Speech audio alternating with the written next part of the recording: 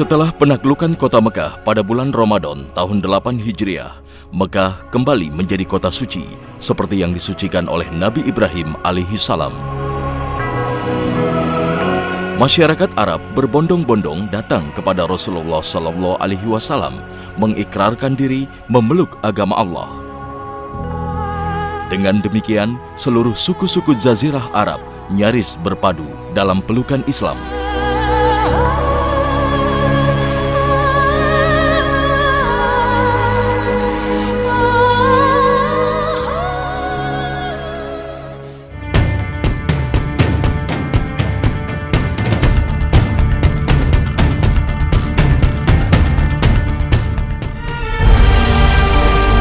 Suasana tenang kota Mekah pada masa ini kemudian terusik dengan sebuah rencana jahat dari suku Hawazin. Pemimpin suku Hawazin, Malik bin Auf, menghimpun kekuatan bersama pemimpin suku-suku lain di Taif untuk menyerang muslimin di Mekah. Kaum kafir dari suku Hawazin dan Taif pun berkumpul.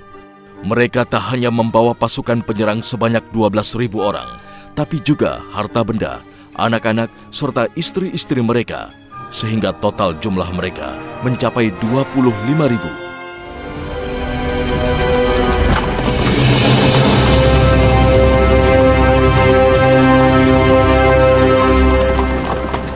لأرجعن مكة إلى ما كانت عليه. كم عدد رجالنا يا أخا جشم؟ 12,000. 12,000. أين المفر يا محمد؟ أين المفر؟ لأغزونك قبل أن تغزوني. إلى أوطاس أيها القوم، إلى أوطاس أيها القوم. Tapi artinya muslimin harus berhadapan dengan berbagai macam orang, dengan berbagai macam jenis kelamin, ada laki ada perempuan, padahal Islam tidak diizinkan untuk membunuh perempuan kecuali mereka yang ikut dalam peperangan. Berita ini pun sampai ke telinga Rasulullah Sallallahu Alaihi Wasallam yang segera menghimpun kekuatan. Assalamualaikum. Waalaikumsalam warahmatullah. مالك بن عوف يجمع قبائل العرب للهجوم على مكة. أواثق أنت مما تقول يا عمرو؟ العيون كلها تقول ذلك. ورأس الحربة هوازن وثقيف؟ أجل، ونصر وجشم وسعد بن بكر وقوم من بني هلال. ولكن كيف ومتى حصل هذا؟ هم خائفون من قريش وقد قوي عودها، ومكة ليست بعيدة عن الطائف، فقالوا يهاجموننا هم بدلا من أن نهاجمهم نحن. Saat itu, bulan Syawal tahun 8 Hijriah, tak kurang dari 12.000 pasukan telah dikumpulkan Rasulullah Sallallahu Alaihi Wasallam untuk menghadapi kekuatan pasukan musuh. Inilah kekuatan terbesar yang pernah dikumpulkan Rasulullah Sallallahu Alaihi Wasallam sejak menerima amanat risalah kenabian.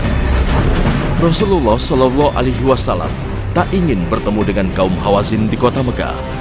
Nabi lebih memilih keluar kota Mekah menuju Hunain, kawasan lembah 20 km utara kota Mekah.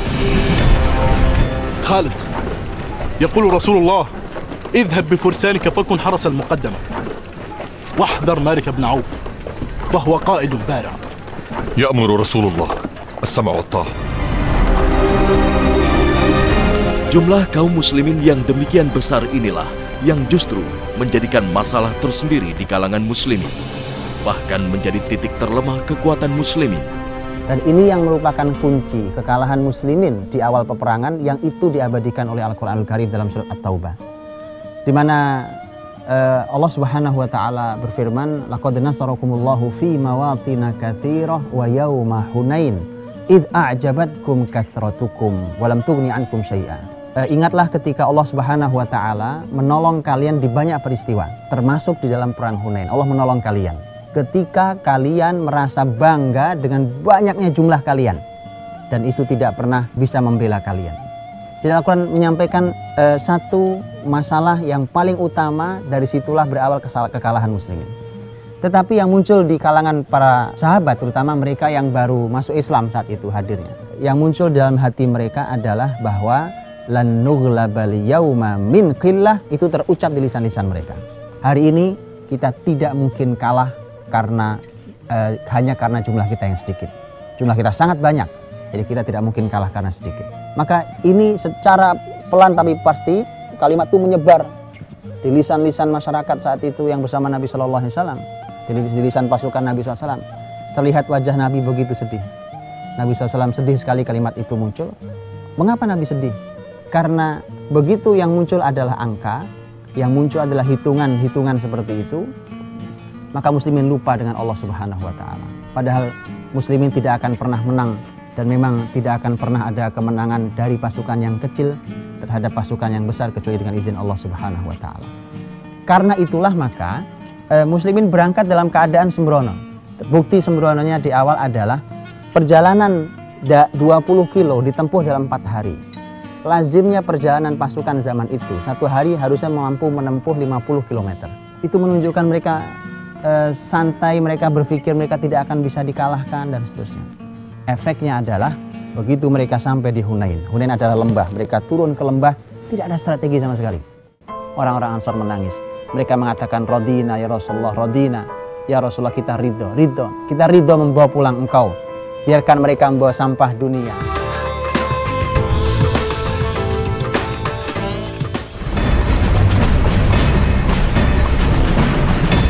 Lambannya kaum muslimin ternyata membuat musuh lebih dahulu memposisikan diri di lokasi Hunain. Sebuah strategi menjebak kaum muslimin pun disiapkan dengan perhitungan matang oleh Malik bin Auf.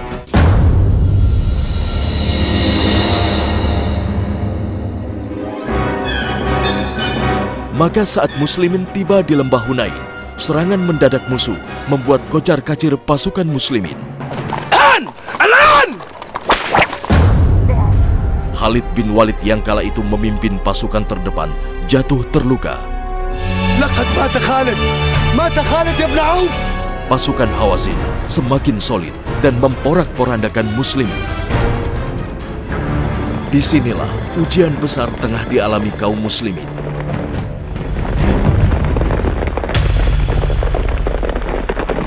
ماذا يجري؟ إنهم يولون الأدبار. الآن بطل السحر، الآن بطل السحر. اسكت فضل الله فاك. والله لأن يردني رجل من قريش أحب إلي من أن يردني رجل من حوازن. لكنني اليوم أدرك ثأري من محمد. قولوا لي أين أجده؟ أين محمد الآن؟ أمضي بنفسي إليه فأثأر لأبي في أحد. اهدأ يا شيبة. أجننت يا شيبة؟ أجننت؟ تلبث حيث أنت فلا تدري على من تدور الدوائر. Dan ini juga hikmah mengapa Nabi Shallallahu Alaihi Wasallam tidak mau berperangnya di kota Mekah. Karena bisa saja Nabi SAW menunggu masyarakat Hawazin masuk kota Mekah, dan tentu muslimin lebih menguasai wilayah Mekah, muslimin punya pasukan yang sangat besar. Tapi Nabi tidak mau. Mengapa? Karena Nabi SAW akan berhadapan dengan dua musuh, Hawazin yang datang dan masyarakat Mekah yang baru masuk Islam, dan bisa jadi mereka murtad kembali malah bergabung dengan pasukan Hawazin. Maka Nabi lebih suka berperang di perang Hunain, diajak keluar jauh 20 kilo dari kota Mekah. Muslimin lari, masyarakat orang-orang yang baru masuk Islam, bahkan di antara mereka ada yang senang muslimin kalah, ada yang mengeluarkan kalimat kekafiran. Walaupun tidak semua. Ikrimah putra Abu Jahal yang baru masuk Islam juga, bahkan ini adalah orang yang namanya baru disebut oleh Nabi sebagai orang yang boleh dibunuh dimanapun dijumpai. Tapi kemudian karena dia masuk Islam maka dimaafkan Nabi Shallallahu Alaihi Wasallam. Ini begitu jahatnya Ikrimah. Maka Ikrimah berbeda. Dia mengatakan kalau ini kalah, ini bukan karena Muhammad, tapi ini adalah merupakan kehendak Allah Subhanahu Wa Taala. Bahkan ada orang yang saat itu mendengarkan kalimat Ikrimah, menjumpai Ikrimah dan mendengarkan kalimatnya, dia heran, kok bisa Anda yang baru saja masuk Islam, kemudian Anda sudah punya keyakinan bahwa ini bukan kesalahan Rasulullah Muhammad SAW. Dia mengatakan, iya, dulu kan kita menyembah berhala, akal kita tidak ada. Hari ini kita sudah diberikan Allah Subhanahu Wa Taala akal kembali, sehingga saya bisa berpikir dengan baik. Rasulullah Shallallahu Alaihi Wasallam melalui pamannya Abbas bin Abdul Muthalib berteriak memanggil kembali kaum beriman dari muslimin. khususnya kaum Ansor, penduduk Madinah yang dahulu pernah berikrar membela Nabi dengan harta dan jiwa mereka. Ila Rasulillah! Ila Rasulillah! Audu ya jindallah! Audu ya jindallah! Audu! Audu ya jindallah! Audu! Audu! Sedikit demi sedikit kaum muslimin kembali bersatu mengelilingi Rasulullah Sallallahu Alaihi Wasallam.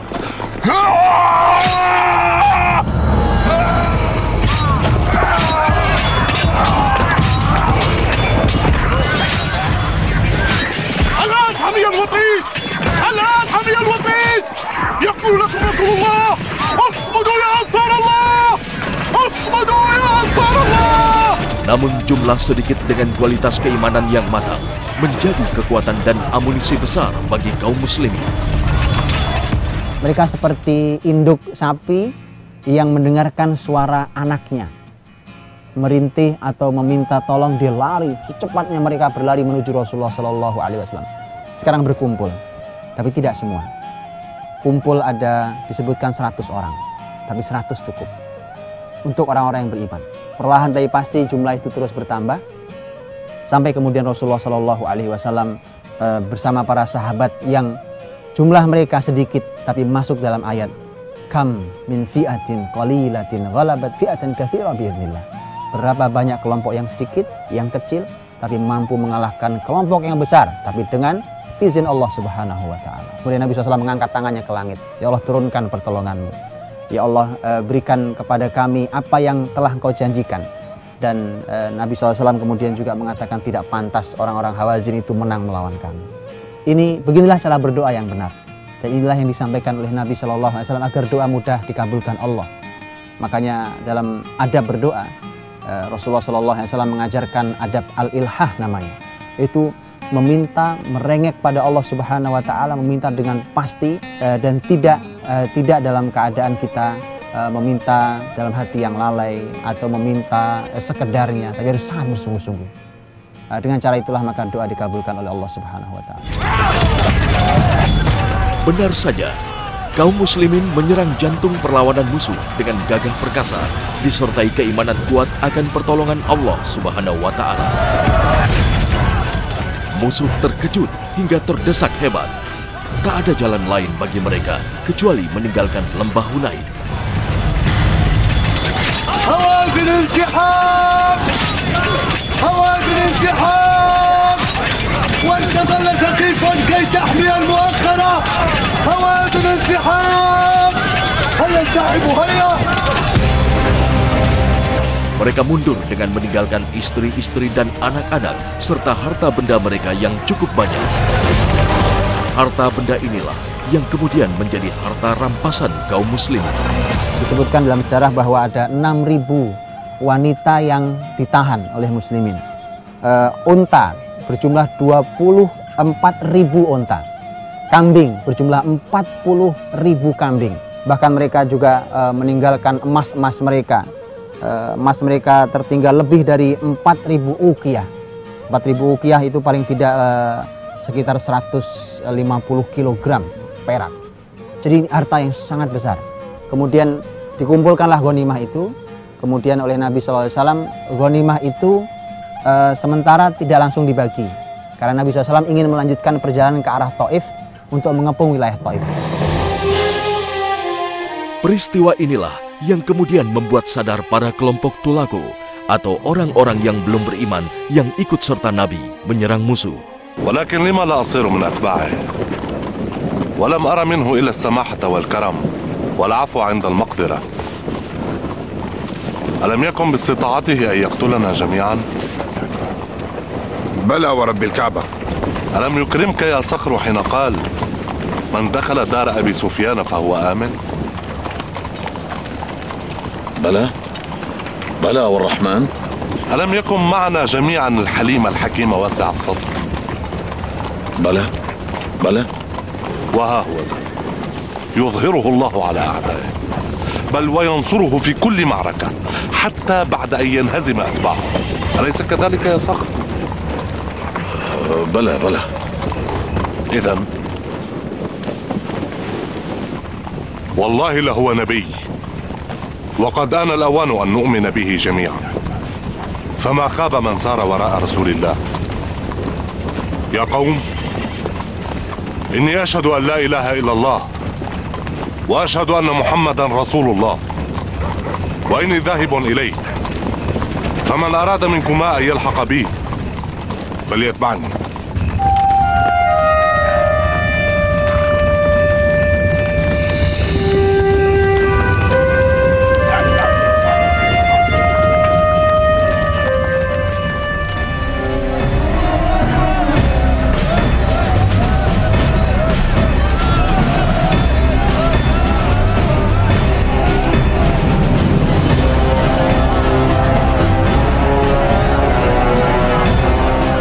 Kaum muslimin terus mengejar musuh. Kaum Hawazin kemudian bergerak ke benteng Bani Saqif di Taif.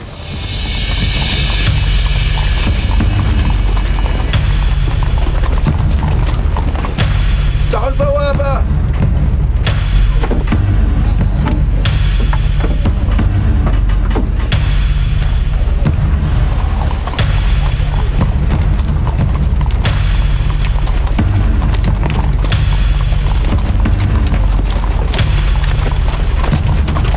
Benteng pertahanan yang sangat kuat ini tak mampu ditembus pasukan muslimin sekalipun telah mengerahkan kekuatannya.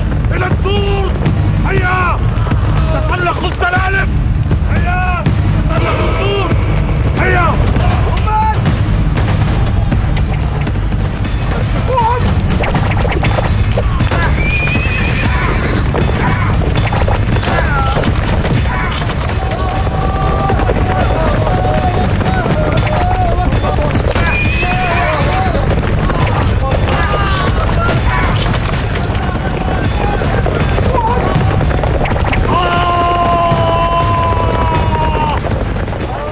يقول لكم رسول الله تراجعوا عن مرمى السهام. ابتعدوا عن مرمى السهام. تراجعوا. Namun berkat pertolongan Allah, kaum Hawazin akhirnya menyerah justru setelah muslimin meninggalkan benteng. هيا استعدوا للرحيل.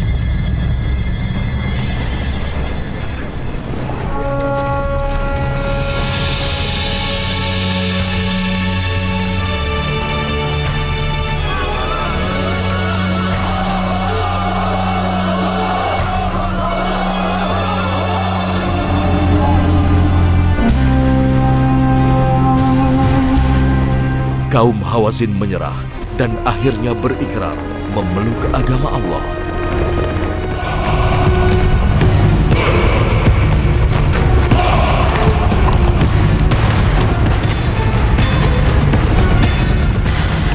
أنت مالك بن عوف.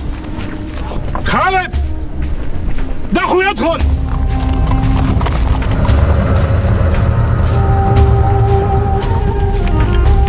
السلام عليكم. عليكم سلام الله ورحمته وبركاته. تفضل يا مالك.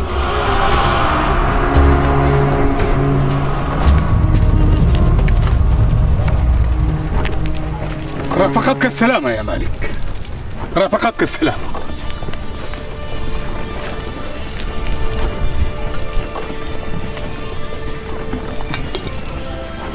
فليدخل جيش مالك فردا فردا ليشهروا إسلامهم. Sekembalinya dari Taif, Nabi SAW membagi ghanimah. Muncul masalah baru. Nabi SAW membuat sebuah kebijakan yang mengejutkan, yaitu Nabi SAW membagi ghanimah itu kepada orang-orang Mekah lebih banyak daripada orang-orang Ansor, orang-orang Madinah. Orang-orang yang baru masuk Islam bahkan lari dari medan pertempuran, tapi oleh Nabi SAW malah diberikan harta yang sangat banyak. Nabi berikan 100 onta, ditambah lagi 100 onta lagi, ditambah lagi 100, terus sampai satu orang bisa mendapatkan ratusan onta. Karena jumlah onta sangat banyak, kambing pun demikian. Maka ini menimbulkan kecemburuan di masyarakat Ansor, masyarakat Madinah.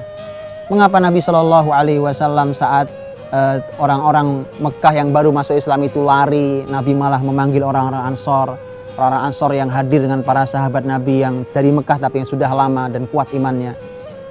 Nabi memanggil orang-orang Ansor, tapi saat menang mengapa Nabi melupakan orang-orang Ansor? Ini yang mereka bicarakan di antara mereka.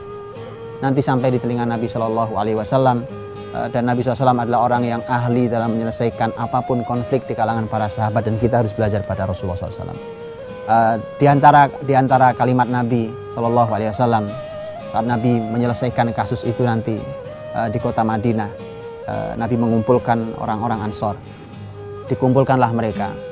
Kemudian Nabi SAW mengatakan, telah sampai kepadaku berita bahwa kalian mengatakan begini dan begini. Yaitu Nabi menyampaikan bahwa mereka cemburu terhadap pembagian Nabi. Maka kemudian orang-orang Ansor ini dikumpulkan oleh Nabi di masjid.